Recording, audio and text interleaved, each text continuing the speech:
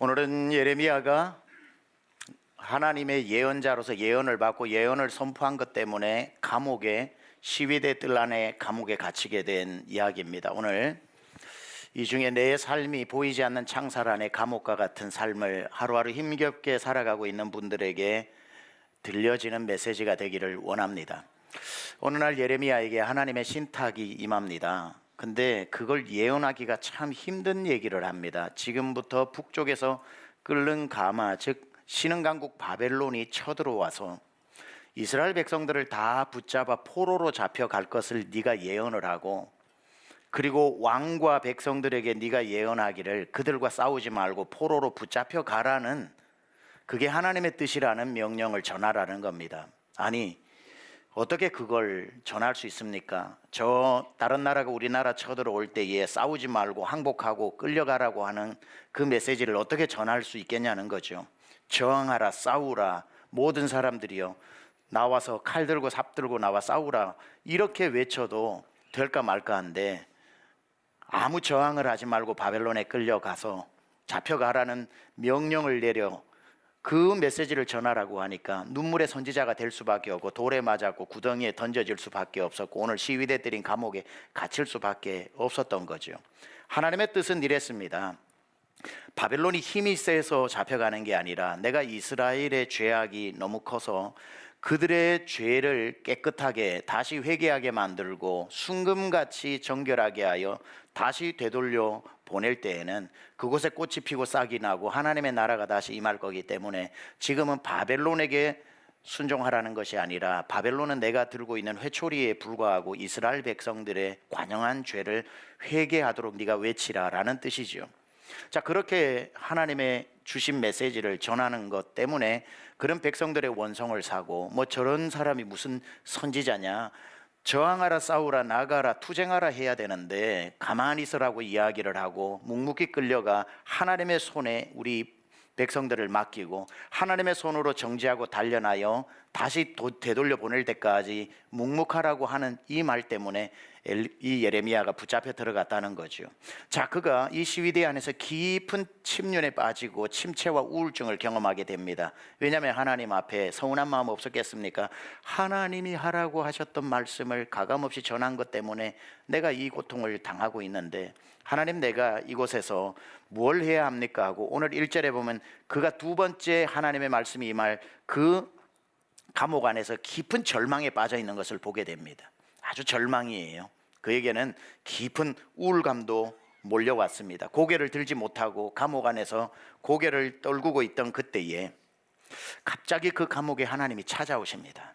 감옥에 찾아오셔서 깊은 절망과 한숨과 고개를 숙이고 있는 그에게 들려온 첫 번째 메시지가 뭐냐면은, 예레미야야, 너는 내게 부르짖어라.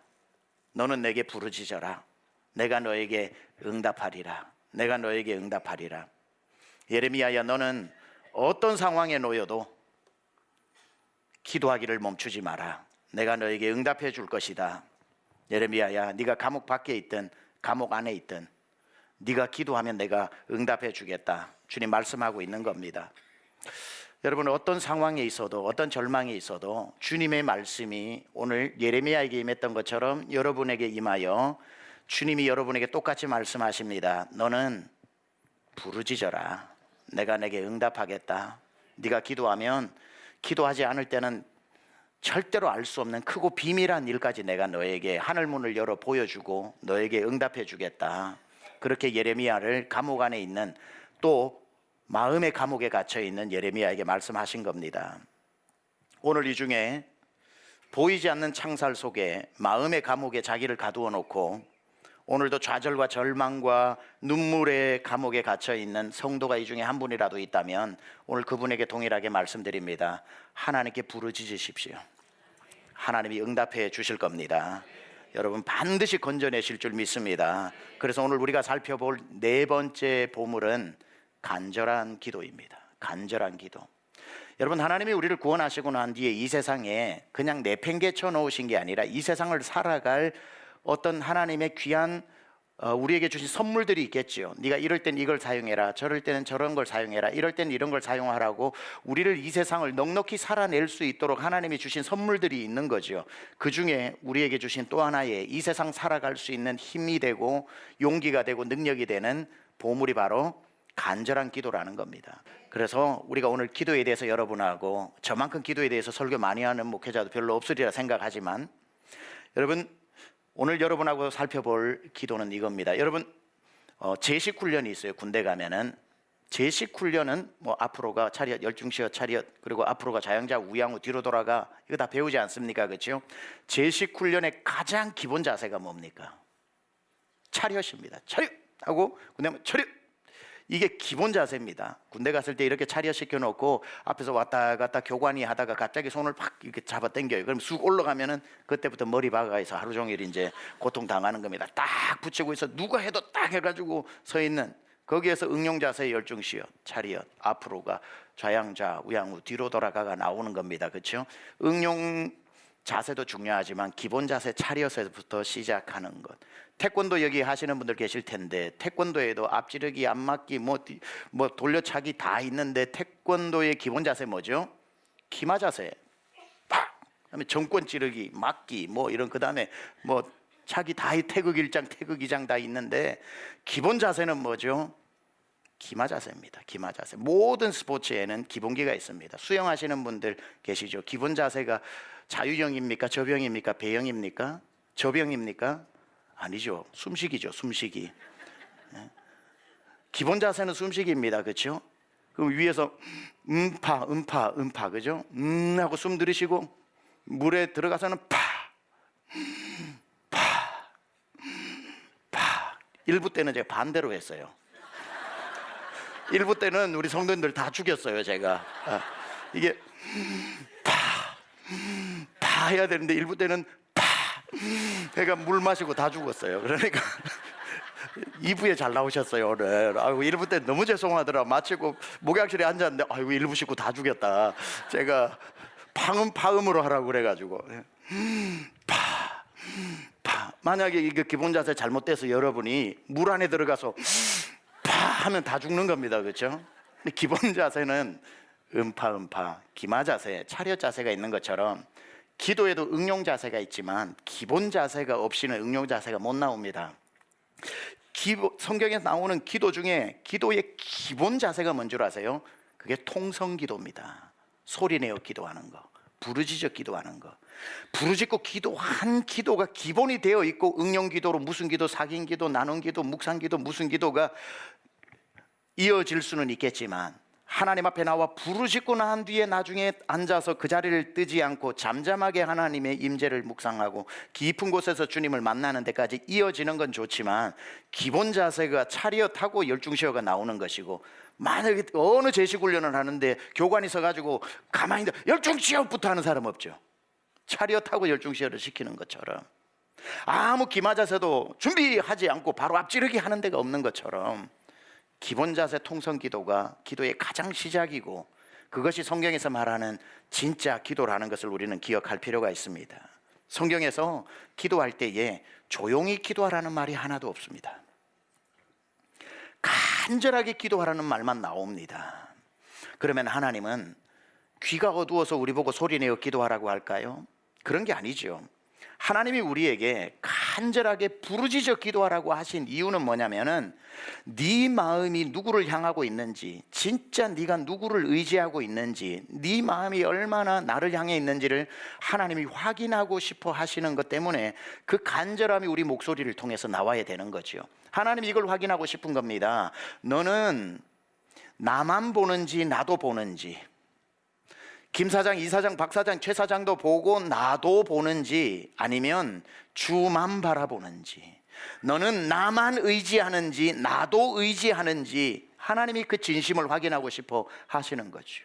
여호사밧 임금이 아람 군대 쳐들어왔을 때에 그가 제 가운데 베옷을 입고 온 백성에게 금식을 선포하면서 하나님 앞에 무릎 꿇고 기도했던 것, 하나님, 저들이 쳐들어왔는데 우리의 힘으로는 이길 수가 없기 때문에 주만 바라보나이다라고 했죠. 아까 우리 불렀던 찬양처럼 주만 바라볼지라. 주만 바라보니까 하나님이 나만 바라보는데 어떻게 역사를 안 해주시겠어요? 하나님께서 역사하셔서 이기게 하신 것처럼 너는 내게 간절히 부르짖으라고 했던 것은 너는 나도 보는 사람인지 나만 보는 사람인지 나도 의지하는 사람인지 나만 의지하는지 너의 진심과 그 마음이 누구를 오로지 향해 있는지를 보고 싶어하는 마음. 여러분, 주님을 향할 때는, 주님께 기도할 때는 주님만 보시기 바랍니다. 사람 의지하지 말고 사람도 있는데 하나님도 바라보는 그 나누어진 마음에서는 응답이 없는 겁니다. 너는 전심으로 한 마음으로 나에게 부르짖고 나에게만 부르짖을 때 하나님 응답하시는 거죠. 오늘 여기에 33장 3절에 나오는 말씀, 너는 내게 부르짖어라. 다른 사람에게 가서 부르짖고 살려달라 하지 말고 너는 내게 부르짖어라. 내게 부르짖어라. 내가 내게 응답하겠고. 여기에서 부르짖어라고 하는 말은 의미적으로 카라라고 하는 히브리어입니다. 카라. 이 카라라고 하는 것은 부르짖다, 막 부르짖다라는 의미라기보다는 호명을 나타낼 때입니다. 너는 문제가 생겼을 때에 김 사장님, 여보게 누구하고 부르지 말고 You must call on me. 너는 나를 부르라는 겁니다. 나를 부르라. 여러분이 문제가 생겼을 때에 하나님을 부르시기 바랍니다. 하나님을 찾으시기 바랍니다. 이게 호칭, 호명하는 명사입니다. 카라. 하나님, 내가 이 시위대 안에 내 감옥에 갇혀 문제의 감옥에 슬픔과 좌절과 눈물 속에 내가 있는데 하나님이 나타나셔서 하시는 말씀이 뭡니까? 예레미야야, 너는 나를 부르라. 너는 나를 부르라. 그러면 내가 내게 응답할 거다. 다른 사람 부르지 마라. 여러분, 문제 닥쳐보세요. 부르고 싶은 사람 얼마나 많습니까? 초등학교 동창까지 수첩을 다 뒤져가지고 얘한테 전화해가지고 얼마 빌릴까? 쟤한테 전화해가지고 다리 좀 달라고 그럴까? 누구한테 전화해가지고 아는 사람 좀 소개해달라고 그럴까? 떠오르는 사람이 수십 명, 수백 명이지만 여러분, 그럴 때일수록 전화하지 마세요. 기가 막히게 알고 전화 안 받습니다. 안 들어요. 그럴 때는 안 듣습니다. 들어도 바빠서 미안해, 다음에 자세한 얘기를 좀 해달라고 그러고 도망가기 바쁘지. 귀 기울여 들어요. 다 사람은 감각이 있어서 안 오던 전화가 오면 안 받아요. 전화할 리가 없는 사람이 전화를 하면 안 받는다고요. 그러니까 하나님 그걸 아시고는 어려운 일 당할 때에 김 사장, 이 사장, 초등학교 유치원 동창까지 찾지 말고 너는 나를 찾으라. 가라. 너는 나를 찾아라. 내 이름을 부르라 라고 하는 그 말씀으로 너는 내게 부르짖으라고 말씀하고 계시고, 그럼 하나님의 이름을 부른 다음에 잠잠하라가 아니라 그 다음에 또 부르짖다라고 하는 단어가 있는데 그게 뭐냐면 자아크라고 하는 단어입니다. 자아크. 이건 뭐냐면 진짜로 창자가 끊어질 정도로 소리치며 내게 부르짖으라는 거예요. 그러니까 이 너는 내게 부르짖으라고 하는 의미는 카라와 자아크가 합쳐진 단어입니다. 이게 뭐냐면 네가 문제가 있을 때 먼저 나를 기억하고 내 이름을 부르라. 하나님 도와달라고 주여 주여 주여 하는 게 그겁니다. 하나님 하나님 하나님하고 나를 부르라. 그 다음에 카라로 한 다음에 자아크하라. 그러고 난 뒤에 간절히 네가 기도할 것을 토로하고 토설하고 나에게 진술하고 네 마음을 쏟아 놓으라. 그렇게 하나님께서 우리에게 말하는 게 너는 내게 부르짖으라는 겁니다.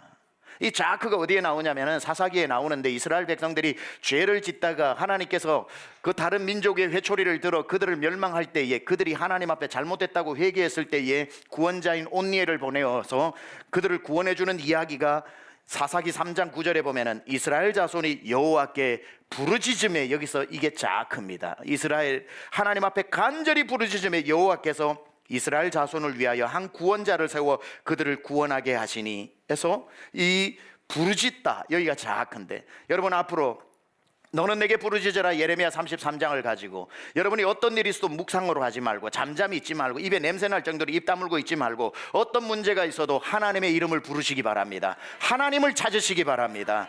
여러분이 수천 명이 있는 핸드폰 안에 그 이름들 아무 소용없어요. 하나님만 계시면 되는 겁니다. 그 사람들 찾느라 하나님 찾는 시간 뺏기지 말고요. 하나님 찾아야 되는 골든타임 놓치지 말고요. 사람 생각하느라 하나님 잊어버리지 말고요. 하나님 말씀하시는 겁니다. 절망하고 있는 예레미야에게 시위대 감옥까지 찾아오셔서 하나님이 그의 마음을 두드리면서 너는 나를 찾아라. 예레미야야, 너는 내게 부르짖어라. 너가 시위대에 있는 간수에게 빌어서 내보내달라고 하지 말고 왕에게 잘못했다고 빌어서 내보내달라고 하지 말고 너는 내게 부르짖어라. 내가 너에게 응답하겠다.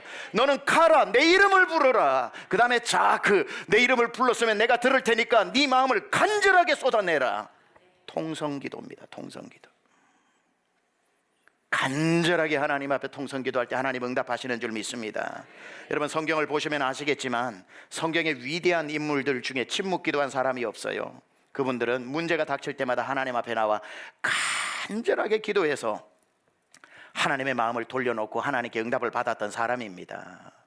통성기도 다음에 묵상기도도 하시고, 통성기도 1시간 기도할 시간 있으면 하나님 앞에 정말 30분 40분 여러분의 마음에 창자가 끊어지는 단장의 기도를 드린 다음에 주님이 무슨 말씀을 하시나 잠잠히 waiting on him, 그를 기다리는 그 묵상 안으로 깊이 있는 거야 너무나도 좋지만 하나님 앞에 기도 부르짖지도 않고 기다리기만 하는 기도는 안 된다 이 말이죠. 지금부터 성경 속에 위인들이 묵상으로 했는지 부르짖었는지 여러분에게 한번 소개해 보도록 하겠습니다. 믿음하면 아브라함입니다. 아브라함 앞에 어떤 메시지가 전달되냐면 소돔과 고모라를 불을 내려서 태워버리겠다고 합니다. 그러면은 아브라함 정도 믿음이 좋으면은 하나님 앞에 뭘 따질 게 있습니까? 그리하시지요 하고 가만히 있으면 되는데 아브라함이 어떻게 합니까? 안 됩니다. 하나님 절대로 안 됩니다 하고 그 앞에 엎드려 부복하고 기도하기를 하나님의 마음을 5번이나 바꾸잖아요. 하나님 50명의 의인이 있는데도 그렇게 하실 겁니까? 하나님 한 번만 용서하고 더 기도할 테니까 들어주세요. 45명은요 하나님 정말 나를 죽여도 좋으니까 한 번만 더 기도할 테니까 들어주세요. 40명은요 계속해서 하나님 앞에 부르짖어 하나님 앞에 그 멸망할 도시를 10명의 의인 남겨놓을 때까지 부르짖는 그의 기도. 결국은 10명이 없어 망했지만 아브라함의 그 간절한 기도가 얼마나 절절합니까? 야곱은 어때요? 야포 강가에서 그의 환도뼈가 끊어질 때까지 주의 천사와 싸워 겨루어 이겼고 나중에는 하나님이 천사와 겨루어 이겼다고 하지 않고 너는 나와 겨루어 이겼다고 말해주는 그 간절함 속에서 그의 21년의 형과의 문제를 해결해 주시는 것, 간절한 기도, 환도뼈가 부러지는 기도. 모세는 백성들의 산에 올라가서 하나님의 율법을 받고 내려오는데 그 사이를 못 참아서 백성들이 금가락지를 빼가지고 금송아지 만들어 저가 하나님이라고 예배하고 있는 걸 보고 정말 가슴이 찢어질 것 같은데 더 가슴이 찢어지는 건 하나님이시기 때문에 모세는 알았던 거죠. 이 백성을 하나님께서 멸하시겠다. 다시 산으로 뛰어 올라가 엎드려서 모세가 하나님 앞에 간절하게 기도하면서 뭐라고 기도합니까? 하나님이여 이 백성을 멸하지 말아 주옵소서. 하나님 이 백성의 죄를 용서해 주십시오. 만약 하나님이 마음을 돌이켜 용서해 주시지 않는다면 내 이름을 생명책에서 차라리 지워버리시고 저들을 살려달라고 얼마나 간절하게 기도합니까? 간절한 기도의 대명사 엘리야죠. 바알 선지자 아세라 선지자 850대 1로 갈멜산 위에서 싸울 때에 엘리야가 이제 기도할 때에 하나님 앞에 그가 제단 위에 그 소를 올려놓고 그 각을 뜨고 난 다음에 12통의 물을 붓고 난 뒤에 하나님 앞에 기도하는데 그의 기도가 여호와여 우리를 도우소서, 여호와여 우리를 도우소서. 그 앞에서 묵상 기도했나요? 여호와여 우리를 도우소서. 간절하게 기도하니까 하늘문을 열고 불이 떨어져서 그 제단을 불로 태우면서 하나님의 살아계심을 보여주지 않았습니까? 그 자리에 그는 떠나지 않고 그 자리에 엎드려 가지고 기도를 합니다. 3년 반 동안 비가 오지 않았던 하늘문을 열어 비를 내려달라고 그가 기도할 때 성경에서 뭐라고 이야기하는 줄 아세요? 그의 무릎 사이에 머리가 들어갔다 그랬습니다. 이게 얼마나 간절한 줄 아세요? 여기서 분명한 우리가 성서 해석의 중요한 한 가지는 엘리야에게는 복부 비만이 없었다는 사실을. 왜냐하면 이거는 절대로 제가 몇 번을 해보니까 제 배로는 머리가 무릎 사이로 거의 들어가기 힘들어요. 여기도 여러분들이 있어요. 그 기도가 힘들어요. 그러니까 두 가지입니다. 복부 비만이 하나도 없었든지 아니면 그걸 이길 정도로 간절히 쑤셔 넣었든지 하여튼 간에 그의 기도는 간절하지 않고는 될 수 없는 자세, 파스처를 취하면서 그의 머리가 무릎 사이에 들어갔더라. 그리고는 자기 사원에게 가서 내가 비 오게 해달라고 기도했으니까 가서 구름이 떴나 보라. 그러니까 구름 안 떴는데 또 기도하니 가서 보라. 안 떴는데 또 기도하니 7번이나 구하여 다시 보내었더니 그곳에서 손바닥만한 구름이 있나이다 하니까 준비해라, 큰 비가 오겠다라고 이야기했고 비가 하늘을 뚫고 내려오는 역사가 일어난 겁니다. 간절한 기도 7번이라도 그 머리가 두 무릎 사이에 들어갈 정도로 하나님 앞에 부복하고 엎드려서 기도하는 그 간절한 기도. 한 번만 더 소개해 볼까요? 예수님의 기도.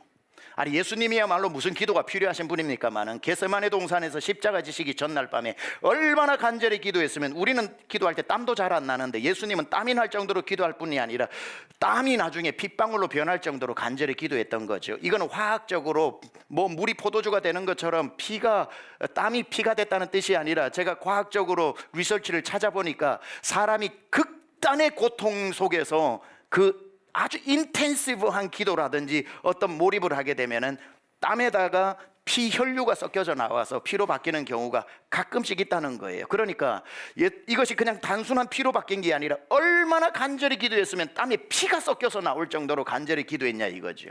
예수님이 그렇게 기도를 하셨다는 거예요. 근데 우리가 안 해요. 예수님이 하셨는데 우리가 안 해요.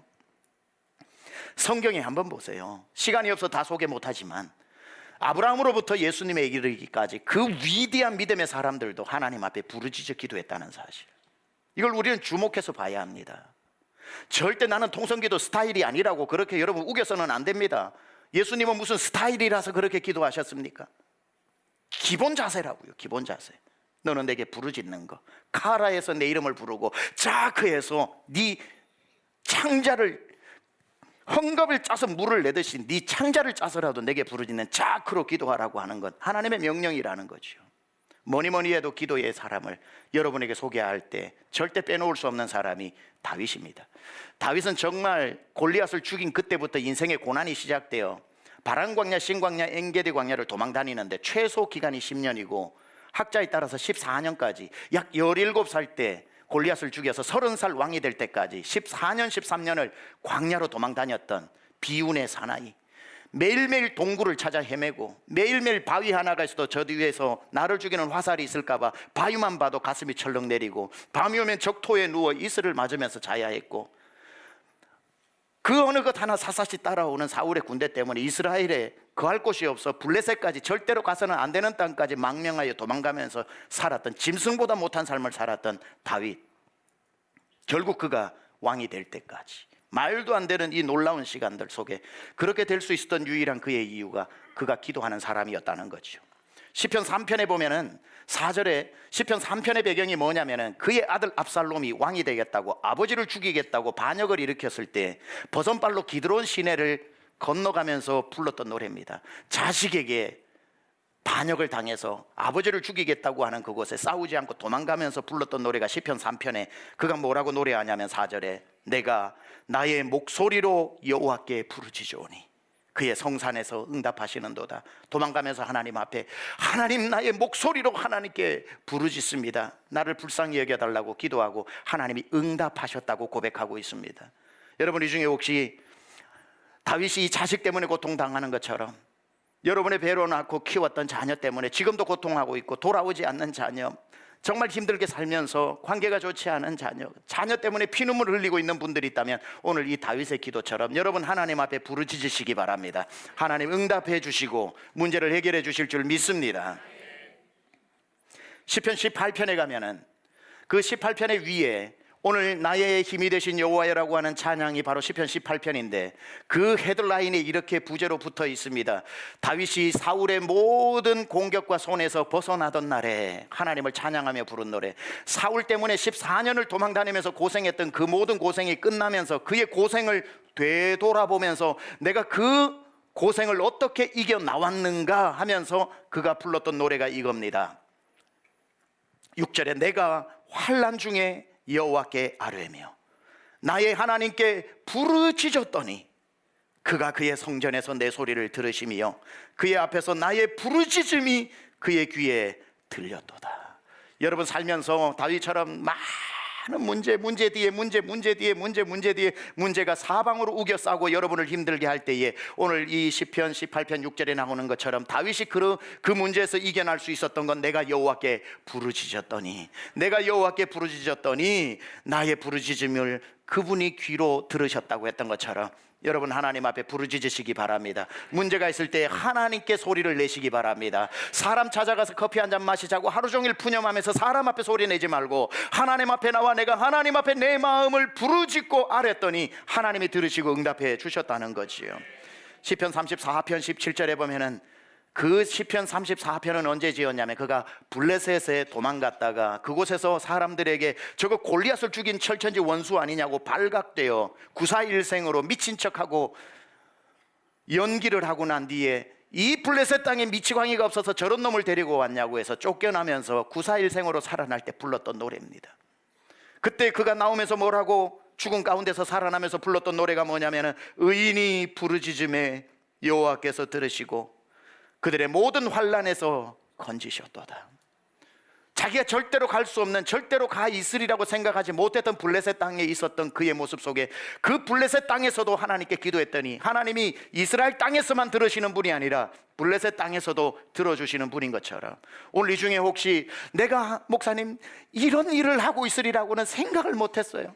나도 40, 50대면 이런 직장 잡을 줄 알았는데 내가 지금 와서 이런 일, 나의 블레셋 땅 한 번도 하리라고 생각하지 못했던, 내가 한 번도 발이라도 들이리라고 생각하지 못했던 그 일을 하면서 내가 너무 한심하게 보이고, 내가 너무 당황스럽게 보이고, 내가 왜 지금 이런 일을 하고, 내가 왜 이런 취급을 받고, 왜 사람들로부터 이렇게 내가 미치광이 취급을 받으면서 무시와 멸시를 당해야 되는가 하는, 다윗과 똑같은 위치에 있다면 여기서 말했던 의인이 부르짖음에 그들의 모든 환난에서 건져주신 것처럼 그곳에서 그 일을 하고 있다고 한탄만 하지 말고 여호와께 부르짖어야 하는 겁니다.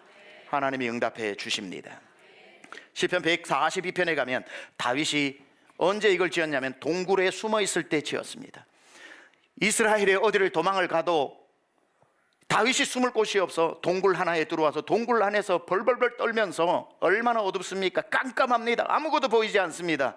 동굴 안에서 그가 무엇을 했는지 이렇게 시편 142편 1, 2절에 말합니다. 내가 소리내어 여호와께 부르짖으며 소리내어 여호와께 간구하는도다. 내가 내 원통함을 그의 앞에 토로하며 내 우한을 그 앞에 진술하는도다. 그냥 그 동굴 안에서 소리내어 내 우한을, 내 정말 그 앞에 진술하고 내 마음을, 서름을 토로하면서 소리내어 기도했다는 거예요. 여러분의 삶에 동굴에 갇힌 듯한 그런 분들 계시죠? 동굴이 달리 동굴입니까? 앞이 하나도 안 보이면 동굴이지. 밤이 와도 깜깜한 방 안에 불을 켜지 않고 여러분이 동굴 안에 있는 것처럼 내일이 와도 반갑지 않고, 내일이 와도 뻔한 내일이고, 내일이 오는 게 오히려 겁이 나는 동굴 안에 매일 밤 맞이하는 동굴 속에서 여러분이 하루하루를 힘겹게 지날 때에 그냥 그 밤에 그냥 신세한탄하지 말고 다윗처럼 소리내어 내 우한을 하나님께 진술하고 내 마음을 하나님 앞에 토로하면서 그 동굴과 같은 상황에 기도하여 이겨내라, 이 말이에요.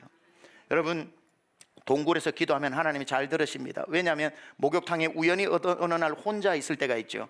목욕탕에 혼자 있을 때 꼭 노래를 불러보잖아요. 아우 하면 아우 이렇게 돼가지고 뭐 주님의 하면은 막 내가 이렇게 노래를 잘 불렀는지 서로 자기에게 감탄하는 적이 있잖아요. 동굴 안에서 혼자 있을 때 여러분 기도해 보셨나요? 동굴 안에서 기도하면은 기도가 얼마나 우렁찬지 몰라요. 공명이 돼가지고 나는 소리내어 기도하라 그래서 주여 했는데 지가 알아서 주여 해서 주여 5창 6창까지 대신 해주는, 내가 주여 3창 할 힘이 없을 때 동굴 안에서 주여 1창만 해도 메아리가 주여 그 위대한 동굴 속에서 어둠을 뚫고 나오는 그 기도 소리를 하나님이 어떻게 외면합니까? 동굴 속의 어둠 속에서 여러분의 기도가 어둠에 묻히지 않기를 축복합니다. 그 어둠을 뚫고 소리내어 어둠아 물러갈지어다. 내가 새벽을 깨우리로다. 비파야 수금아 깰지어다. 내가 여호와를 노래하고 또 노래하며 기도하고 또 기도하리라. 시편 61편에 가면은 다윗이 또 시편 61편을 언제 지었는가 할 때에 그가 깊은 우울증에, 깊은 외로움에, 깊은 고립감에 너무 마음이 약해져 버렸을 때 하나님 앞에 기도하는 겁니다. 여러분 살다가 공황장애 오고 우울증이 찾아오고, 그리고 여러분이 막 갑자기 마음이 나약해지고 교회 와서 말씀 들을 때는 할 수 있을 것 같은데 집에 도착하면 도착하기가 무섭게 마음이 또 약해지고 이 마음을 도무지 붙잡을 수 없을 때에 마음이 정말 고립감으로 외로움으로 우울할 때 그때 지었던 겁니다. 그가 어떻게 그 상황에 기도했는지 한번 보세요. 하나님이여 나의 부르짖음을 들으시며 내 기도에 유의하소서. 내 마음이 약해질 때에 땅 끝에서부터 주께 부르짖어오리니 나보다 높은 바위에 나를 인도하소서. 다윗이 지금 땅 끝에서 부르짖는답니다. 이게 무슨 뜻인 줄 아세요? 이스라엘에 도망 다니다가 나를 맞아주는 곳이 하나도 없어 땅 끝까지 쫓겨지는 벼랑 끝에 서 있다, 이 말이에요. 여러분이 살다가 도와줄 사람도, 힘들 사람도, 기도 제목 부탁할 사람도 있다가 그 사람도 없어서 완전히 여러분이 벼랑 끝에 서 있을 때가 있죠. 그때는 마음에도 우울증이 오고 고립감도 오고 마음이 약해지고 벼랑 끝에서 정말 뛰어내리고 싶은 마음이 들 때에 내가 땅 끝에서 부르짖으오니, 땅 끝에서 부르짖으오니, 내 마음이 약해질 때에 땅 끝에서 포기하지 말고 그 땅 끝에서 벼랑 끝에서 나는 부르짖겠사오니, 뛰어내리지 않고 부르짖겠사오니 하나님이여 나의 부르짖음을 들어주옵소서. 결국은 건져주셨다는. 시편 40편은 이렇습니다. 다윗의 원수들이 그를 죽이기 위해 구덩이를 파놓았고 그 구덩이에 그가 빠졌을 때 기도하는 겁니다. 구덩이에 빠져서 호적호적거리고 깊은 수렁에서 기가 막힌 웅덩이에 빠져있는 그 순간에 그가 어떻게 다시 살아나게 되었는지를 이렇게 고백하고 있죠. 내가 여호와를 기다리고 기다렸더니 귀를 기울이사 나의 무엇을? 부르짖음을 들으셨도다. 부르짖음을 들으셨도다. 그 상황 가운데서 그 구덩이와 웅덩이 속에서 가만히 있지 않고 부르짖음을 들으셨도다. 그러니 하나님의 손이 나타나 나를 건져내시고 나의 발을 반석 위에 세우시고 새 노래로 올릴 찬양 곧 새 찬양을 하나님이 내 입에 두셨고 많은 사람이 보고 두려워하고 여호와를 의지하게 되는 역사가 일어나게 된 거죠. 부르짖으십시오. 하나님 응답하십니다. 여러분, 이 다윗의 인생을 보세요. 한 인간이 얼마나 이렇게 처절할 수가 있습니까? 그래서 혹자는 이렇게 말합니다. 모든 사람이 다윗을 부러워하지만 너 다윗처럼 한번 살아볼래? 그러면 다 고개를 흔든다고. 어떻게 이런 환경에서 죽어도 10번 더 죽을 수밖에 없는 환경에 다윗은 죽지 않고 죽지 않기는커녕 한 나라의 왕이 되었을까? 그는 모든 인생에 우리가 사는 모든 것을, 유진 피터슨이 이런 말을 했죠. 다윗은 평생 단 한 번도 기적이 없었던 사람이다. 성경의 위인 중에 모세는 홍해를 가르고 여호수아는 여리고성을 무너뜨리고 베드로는 물리를 걸었던 모든 기적을 경험했는데 다윗의 그 수많은 기록에 기적이 한 번도 없었다는 사실을 아십니까? 모든 상황 가운데 우리가 겪는 모든 것을 다 겪었음에도 불구하고 그는 죽지 않고 급기야 살아내기는커녕 왕이 되었다 이 말이에요. 그러면 기적보다 더 놀라운 일이 그에게 일어났다는 뜻인데 무엇이 일어났을까요? 우리처럼 어려움을 당한 건 다 당했지만 당할 때에 그는 기도했고 기도할 때마다 하나님이 살려주셨다는 것. 기도 응답이 가장 큰 기적이지. 앞에 홍해가 갈라지는 게 더 큰 기적입니까? 기도했을 때 응답해 주시는 게 기적인 거지. 그렇다면 여러분 앞에도 동일하게 기도할 때 하나님이 말씀하십니다. 너는 내게 부르짖어라. 내가 내게 응답하겠다. 그리고 네가 생각하지도 못하는 일까지도 너에게 은밀한 일을 보이리라. 어떤 사람은 부르짖고 기도하라고 하니까 부르짖고 기도하는 게 천박하고 경박해 보여서 싫다고 하는 사람도 저는 목회 중에 많이 만나봤습니다. 또 어떤 사람은 밤낮 없이 저 사람 부르짖어야 살 수 있을 것 같은데 불러가지고 기도하시라고, 작정 기도하시라고 나와가지고 하나님 앞에 진짜 목숨을 걸고 한번 부르짖고 기도해보라고 제가 했는데도 그분이 통성기도는 제 스타일이 아닙니다라고 얘기해서 결국엔 기도로 이겨서 문제없이 지나갈 수 있는 것도 해결 못해서 정말 힘들게 사는 사람도 여러 보았습니다.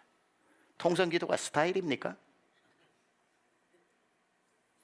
부르짖고 기도하는 게 경박해 보여서 싫다고 하는 사람 많이 만나봤는데 몰라서 하는 소리입니다.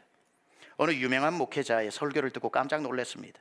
어느 유명한 목회자는 그의 설교에서 기독교는 천박하게 소리내며 기도하는 종교가 아니라고, 통성기도하는 것은 경솔하고 경박한 행동이라고 폄훼하는 설교도 들었습니다. 제가 그분에게 묻습니다. 예수님이 천박해서 그러면 땀이 피가 되도록 기도하셨습니까? 다윗은 경박한 사람이라서 부르짖었나요? 예수님도 천박하고 다윗도 경박했나 묻고 싶습니다. 통성 기도하지 말고 조용히 기도하라고만 가르치는 그 설교자의 설교를 들으면서 제 마음에 화가 났습니다. 그리고 이런 생각이 들었습니다. 저분은 고생을 안 해본 사람이구나. 저분은 인간의 비통함을 경험 못 해봤구나. 철학과 인문학은 공부했는지 몰라도 비통하게 부르짖지 않고는 하루를 살 수 없는 사람의 마음을 모르는구나. 한 번도 성도 앞에서 책 5권, 7권, 10권짜리 인생의 이야기를 못 들어봤구나. 부르짖지 않고는 살 수 없는 인생이 얼마나 많은데 그걸 경박하다고 입을 틀어막아요? 그런 설교자들이야말로 한국교회의 기도를 가로막는 기도 방해꾼들입니다. 자기 혼자 조용히 기도하는 것도 모자라 다른 사람의 기도를 막고 있기 때문에 하나님으로부터 큰 책망을 받을 겁니다. 네가 뭔데 부르짖지 않고는 살 수 없는 성도의 입을 가로막았느냐, 틀어막았느냐. 이분들의 주장이 참 반쪽짜리예요. 예수님이 거리에서 기도하지 말고 골방에서 기도하라고 하지 않았냐고 하는 걸 가지고 설교하는 거예요. 여러분, 이건 아주 독특한 상황에서 예수님이 하신 말씀이라는 걸 기억해야 합니다. 그 당시 바리새인들, 예수님이 책망 많이 했던 외식하는 바리새인들, 바리새인 중에도 훌륭한 사람 많았어요. 그 중에서도 타락한 외식한 바리새인들이 기도를 할 때 회개기도 그리고 부르짖는 기도를 많이 했는데 다 외식하는 겁니다. 어떤 식이냐면, 회개를 골방에서 하면 되는데 저작거리에 나가서 가장 많은 사람들이 통행하는 사거리에 섭니다. 그리고는 그들이 회개를 할 때 바리새인들, 율법사들은 항상 옷을 찢으면서 회개를 해요. 요엘서에도 말하죠. 너희는 옷을 찢지 말고 마음을 찢으라고 하나님 말했는데도 불구하고 마음은 안 찢고 옷을 찢어서 행위로 사람들에게 보이는 건데, 이 옷을 딱 가지고 쫙 찢으면 소리가 1km씩 나갈 그런 소리가 쫙 나는 거예요. 그래서 심지어 자기들끼리는 더 멀리 소리가 가도록 찢는 법도 가르친다고 그래요. 쫙 찢으면 지나가던 사람들이 순간적으로 주목을 하면서 그 바리새인을 봅니다. 와, 저 사람 회개하는구나. 회개를 자랑하는 거예요. 마음의 옷을 찢지 않고 이 소리로. 그러고 난 뒤에 그때부터 주목했을 때 소리를 내어 기도합니다. 하나님, 지난주에 드린 11조 잘 받으셨습니까? 그러면서 자기의 의를 드러내고 자기의 민족을 위하는 기도를 한답시고 하는 그 부르짖는 기도를 하나님께서 책망하시면서, 기도는 사람 들으라고 하는 게 아니다, 회개는 사람 들으라고 하는 게 아니다, 너는 골방에 들어가서 하나님께 부르짖어라, 이 뜻이지 큰 소리 내지 말고 골방에 가서 입 닫고 가만히 있으라는 뜻이 아니라 이 말이에요. 아주 외식하는 독특한 상황에서 하신 말씀을 일반화 오류에 빠져가지고 일반화시켜가지고, 하나님은 소리내어 기도하는 것을 싫어하시고 중언부언하는 그들의 기도를 지적했는데, 모든 통성기도가 중언부언하나요? 통성기도하면서 무슨 말 하는지도 모르고 그냥 하나요? 아니잖아요. 얼마나 간절한데 아무 얘기나 기도할 수 있어요. 그 간절함 속에서 하나님 앞에 부르짖는데, 그건 독특한 상황에서 나온 성경 해석을 그냥 다 소리내어 기도하지 말고 모여가지고 옆 사람 듣는 기도하지 말라는 뜻이 아니란 말이에요. 진심으로 하나님께 기도하라고, 사람 듣도록 기도하지 말고, 사람 보는 앞에서 회개의 형식을 취하지 말고, 골방에서 그 마음으로 회개하고 그 마음으로 네가 하나님께 부르짖으라고, 너는 내게 부르짖으라, 너는 옆에 있는 사람에게 자랑으로 부르짖지 말고, 이 뜻이란 말이죠. 제 얼굴 보니까 화나 있죠? 정말 화가 납니다. 그런 설교 듣다 보면. 자기 고생 안 하는 건 인정하지만 왜 비통에 빠져 하루를 살기 힘든 사람의 입을 틀어막냐 이거예요. 대한민국이 언제부터 조용히 기도했습니까? 제가 예수 믿고 초등학교 때부터 중학교 1학년 때부터 교회 다녔던 교회도 대한예수교 장로의 통합측이었습니다. 통합측에서 제가 예수님을 믿었다고요. 고3 때 침례교회로 옮겨서 하나님께서 침례교회 목사로 삼으셨지만, 통합측이라고 해도요, 어릴 적 제 시골 교회 가보면 교단 아무 상관없이 다 부르짖고 기도했습니다. 다 통성기도했습니다. 주에 3창 모자라 주에 7창까지 하면서 무슨 교단이 있었어요. 다 기도했지. 중고등부도 다 모이면 밤새 기도하던 게, 그것도 모자라 다 후레쉬 들고 뒷산에 올라가 산기도 했던 거 기억 안 나십니까? 그 부르짖는 것 때문에 일제치하 통치도 이겨냈고, 분단의 아픔도 딛고 일어섰고, 물로 배 채우던 보릿고개도 넘어왔고, 나라 위기가 있을 때마다 성도들이 모여 한 마음으로 부르짖어 그 수많은 위기들도 다 지나와 이곳까지 오게 된 것 아닙니까? 언제 우리가 침묵했다고? 언제 우리가 배가 불렀다고? 통성기도 하지 말고 무슨 기도 고급스러운 기도만 이제 나와서 응용기도만 주류를 이루게 되고, 그것 때문에 통성기도는 경박해져서 이제는 몇몇 교회, 별난교회만 기도하는 것처럼 인식이 되어진 이 안타까움을 어떻게 해야 합니까? 그렇게 부르짖고 기도해서 우리 한국 잘 살게 되고 나니까, 배부르고 나니까 제일 먼저 했던 게 기도 소리가 적어진 거죠. 그때부터 온갖 종류의 기도들이 등장하면서 무슨 기도 신제품 출시하듯 기도의 고급화가 이루어지면서 통성기도가 사라지기 시작했고, 그 결과로 한국 교회가 힘을 잃어버렸다는 거예요. 기도 안 하는 교회를 마귀가 왜 무서워합니까? 놀이것처럼 가지고 놀지. 교회 안에 기도 소리가 들릴 때 마귀도 무서워서 그 교회 공격 못합니다. 여러분 집안에 여러분의 기도 소리가 멈추지 않으면 사단 마귀는 여러분의 집을 공격 못합니다. 여러분의 직장의 사업터에 기도 소리가 멈추지 않으면 마귀가 왔다가도 기도 소리 들리면 얼씬도 못합니다. 여러분이 자녀를 위해 기도해 놓으면 자녀가 어디를 가든지 간에 그 기도 때문에, 그 기도의 불칼이 지켜주기 때문에 자녀도 얼씬 못합니다. 결국은 하나님 품으로 돌아오게 되어 있습니다. 성도가 기도하면 하나님이 그 불칼로 나라도 지키고 교회도 지키고 자녀도 지키고 가정도 지키고 직장도 지키고 사업도 지키고 모든 것을 지켜주십니다. 너는 내게 부르짖어라. 내가 내게 응답하겠고. 주님의 분명한 명령입니다. 부르짖는 게 좋을 거야. 아닙니다. 부르짖어랍니다. 사랑하는 여러분, 부르짖는 기도에 하나님은 응답하십니다. 여러분 입에 냄새가 나도록 입을 다물고 있는 이유가 뭐가 있습니까?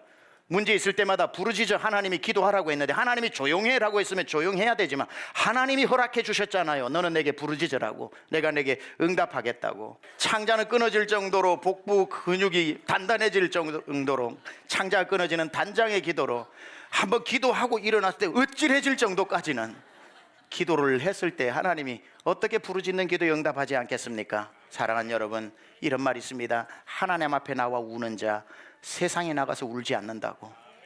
하나님 앞에 나와 엎드리는 자 세상 앞에 가서 도와달라고 엎드리지 않는다고. 하나님 앞에 나와 무릎 꿇을 줄 아는 사람은 사람 앞에 무릎 꿇고 빌며 도와달라 하지 않는다고. 하나님이 계시는데, 하나님이 듣고 계시는데, 하나님이 응답하신다고 했는데 우리가 왜 부르짖지 않고 기도해야 합니까? 다윗이 구덩이에 빠졌을 때에 기도했던 시편 40편 1절을 읽고 마치겠습니다. 다 같이 읽습니다. 시작. 내가 여호와를 기다리고 기다렸더니 귀를 기울이사 나의 부르짖음을 들으셨도다. 오늘 주님이 여러분이 부르짖을 때에 귀를 기울이시고 여러분의 부르짖는 기도를 반드시 응답해 주실 줄 믿습니다.